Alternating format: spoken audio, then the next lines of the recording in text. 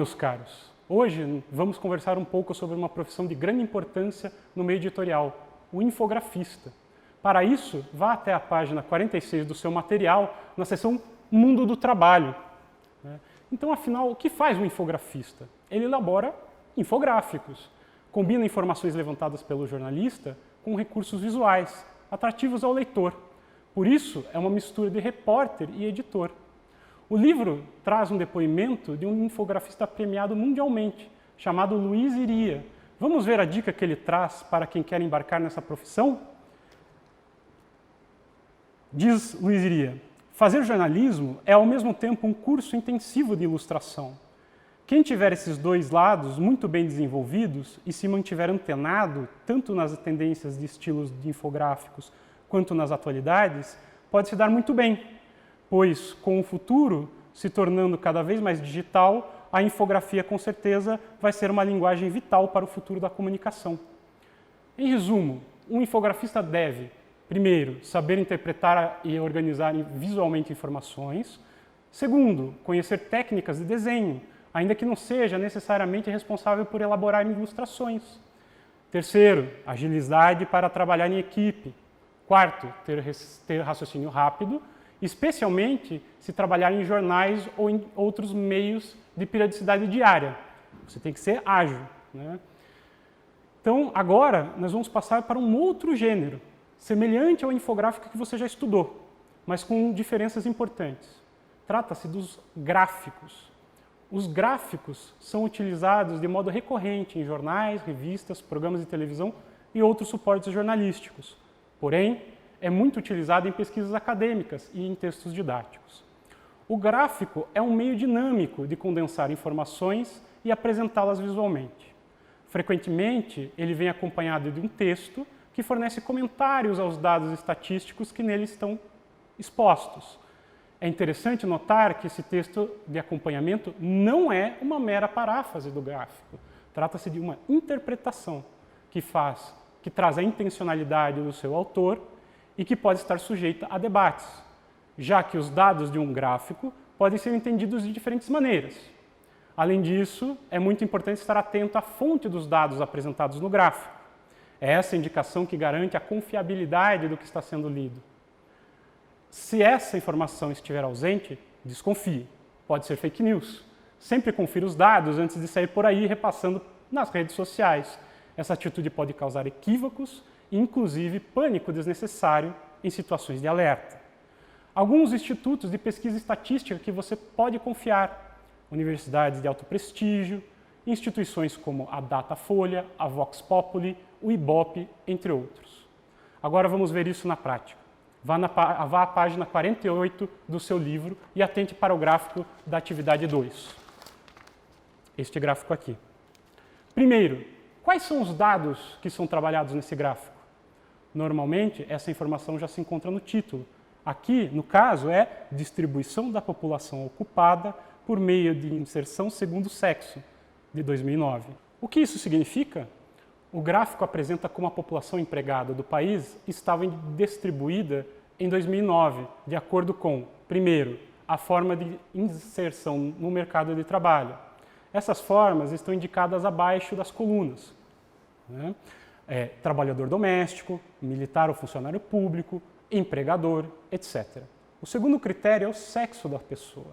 A porcentagem dos homens está indicada pela coluna de cor roxa e a das mulheres pela coluna rosa, ao lado. Somada as duas colunas, chega-se ao número total daquela categoria de inserção de trabalho. Por exemplo, o total de trabalhadores domésticos é 17,7%, sendo que 0,7% corresponde a homens e 17% a mulheres que trabalham nesse setor. Vocês podem verificar isso na primeira coluna. Agora, vamos responder algumas perguntas que estão no seu caderno. Item A. Quem realizou a pesquisa? Em que ano? A resposta foi o IBGE, o Instituto Brasileiro de Geografia e Estatística, no ano de 2009. Trata-se de uma das mais respeitadas instituições do país. Ou seja, esse gráfico fornece informações de qualidade. Podemos confiar nele. Vamos lá agora ao item F. Compare a porcentagem de homens e mulheres que são empregadores, então é uma categoria, e trabalhadores por conta própria, a outra categoria. Como você vai fazer isso? Você vai ter que fazer uma soma, né? Vamos precisar fazer dois cálculos. O primeiro cálculo se refere à soma das porcentagens dos homens que são empregadores com a porcentagem dos homens que trabalham por conta própria. Assim, somamos então a quinta coluna roxa, que dá 22,5%, com a seguinte da mesma cor, 7%. O resultado, 29,5%. Para sabermos o total de mulheres, fazemos o mesmo procedimento, voltando-se para as colunas rosas. A primeira indica que 17,4% trabalham por conta própria, somado a 3,6% que são empregadoras. O total, 21%. Agora, aproveite e responda as questões das páginas 47 e 48. Então, finalizamos a questão dos gráficos, pelo menos teoricamente. Agora, passaremos para uma produção de texto e iremos trabalhar a questão dos parágrafos. O parágrafo é um recurso dos textos em prosa. Dividimos um texto em parágrafos para dividi-lo em unidades menores, de maneira a organizar melhor a escrita e a leitura. Cada novo parágrafo indica um desdobramento do assunto trabalhado ao longo do texto. Assim, a paragrafação não deve ser aleatória.